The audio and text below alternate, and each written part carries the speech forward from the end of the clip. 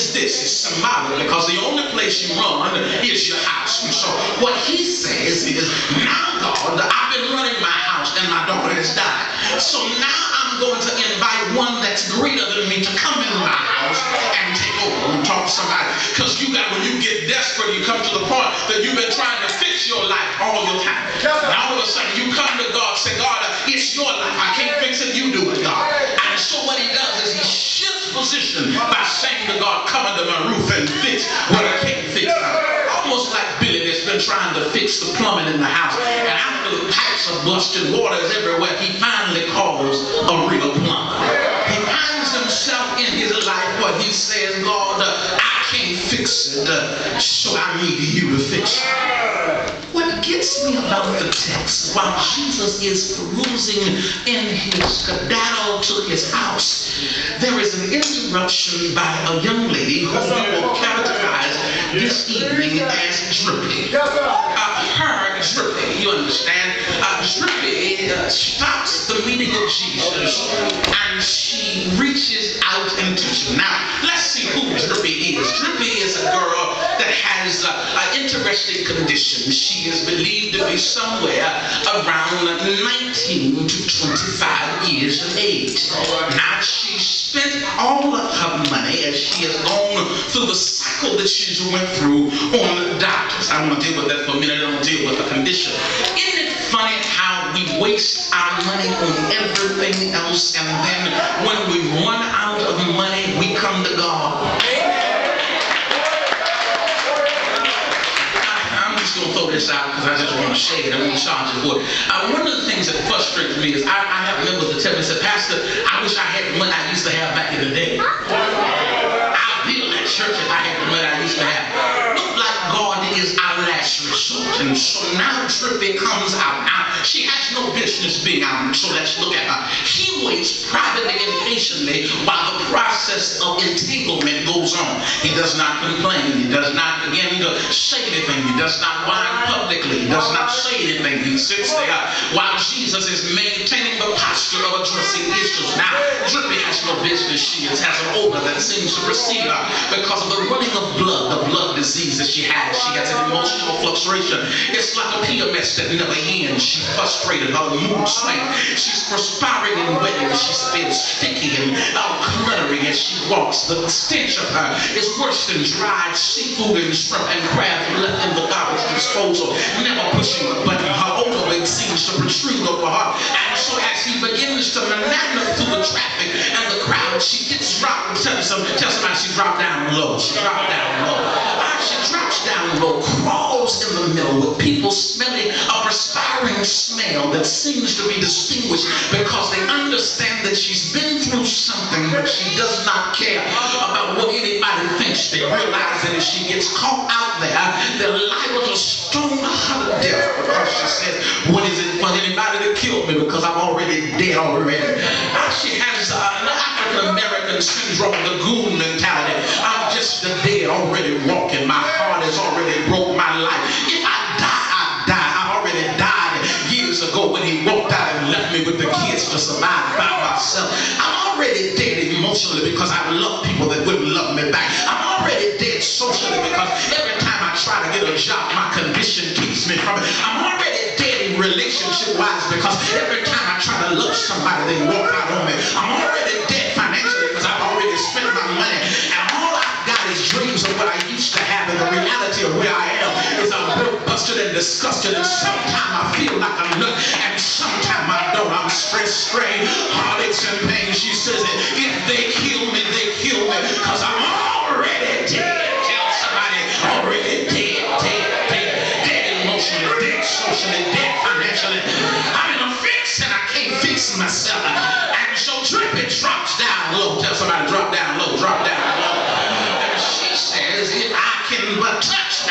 Now she reaches and touches what is called the hem of his garment. Now let me take you to school for 33 seconds. Literally what she grabs is the garment, you got to understand, was like a press shawl. Please understand me. And the press shawl had at the ends of it something called tassels. And so literally what she grabs is she grabs the blue tassel. Now it was multicolored, but she only grabs the blue tassel Jehovah Nisi, the Lord our banner. And so what she does is she grabs the defender of Israel because she understands she needs his defense in her condition.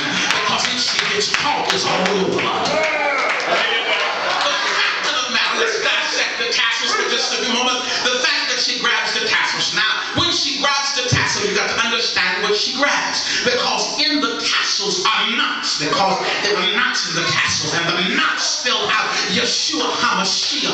It probably spelled out the covenant and the law. And so what she did was she grabbed hold to God's law in her condition. The very thing that condemned her, she grabbed hold to. The very thing that told her she wasn't no good, she said, the best thing I got going is his word in my crate. I know I'm a liar, but I need his word. I know I got a condition, but I need his word. I know my life is jacked up, but I need his word. I know my picking stir don't look good, but I got to grab hold of the tithe. I know my life is jacked up, but I need God right now. And what she says, in my crazy place, in my desperate state, she says, I'm going after it because I'm desperate. Now when she grabs hold to his word, tell somebody, things are too crazy for me not to obey his word. Things are too crazy for me. I tell Ted I can't call you back next week. Tell Tyrone, go home, get your stuff together. No bed, no contract, no contact. You can get a ring for me like you can get a tag for your dog. You can get a license to fish. You want to get some marriage license from me.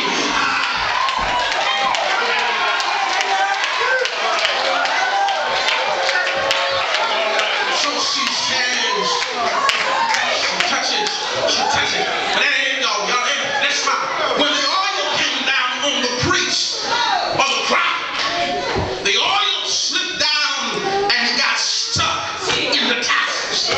So what she did was she grabbed hold to his anointing.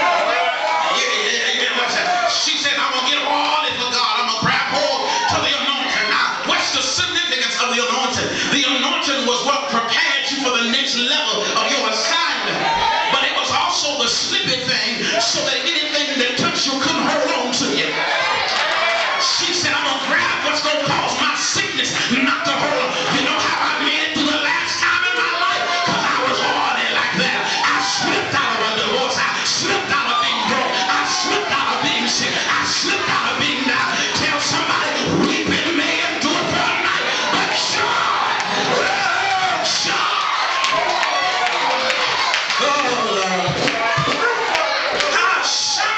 she understood that she had to reach home to God. Now, y'all sit down, you make me nervous. Go on. Let me meet on the bone. Watch. Now Drippy, while he's dealing with Drippy, somebody comes from the house and says to him, Master, something wrong. Said, your daughter is dead. Microscopic perspectives and look, take a retrospective look in how he must have thought in his emotional standpoint, and the stamina of thoughts must have been going through his mind. Can we be real? Can I take the preacher off for 33 seconds?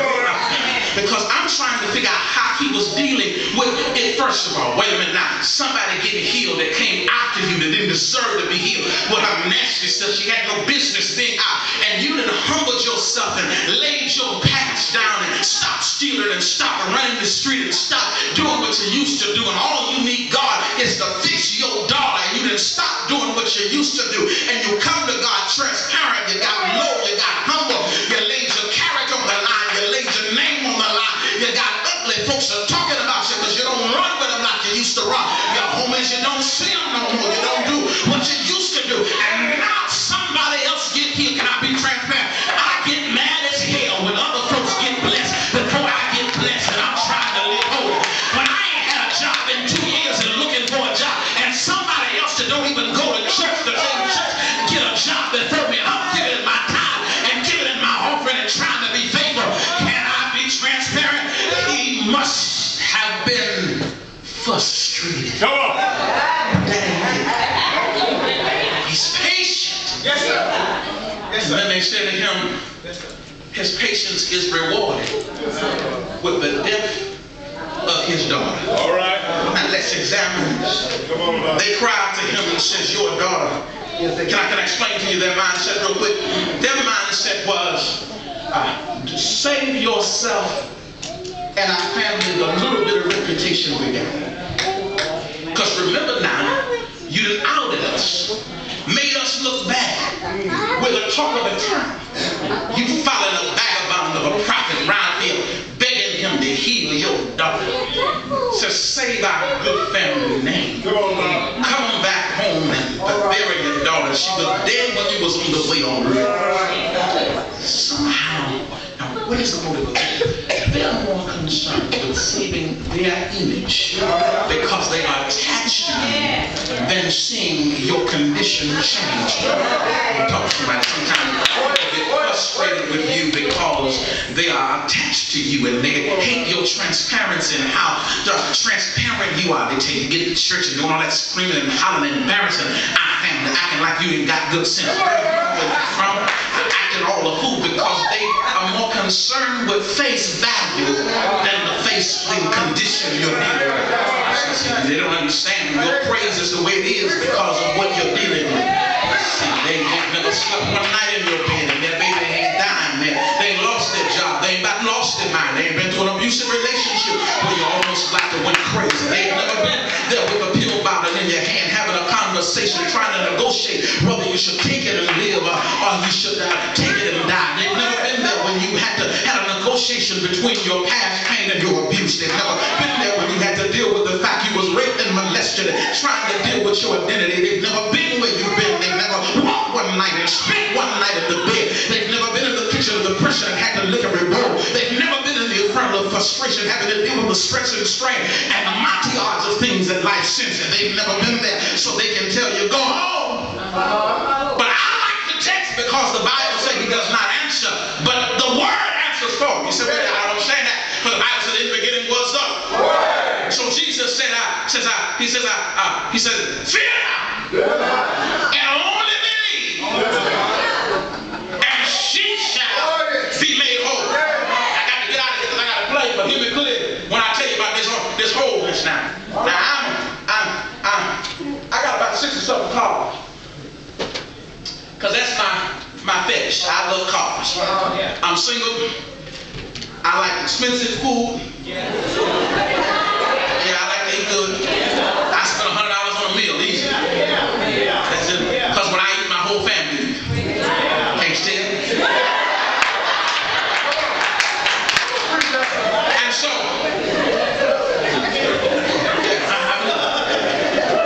let me tell you something. Now, every neighborhood, I don't care who you is, everybody got a pool. Come on. The BMW. It's something about that, the ride that I get behind. Yeah. Now, I love my 550 Mercedes, and I love my Jag, and I love all of that. But there's something about that said, when you gotta get somewhere.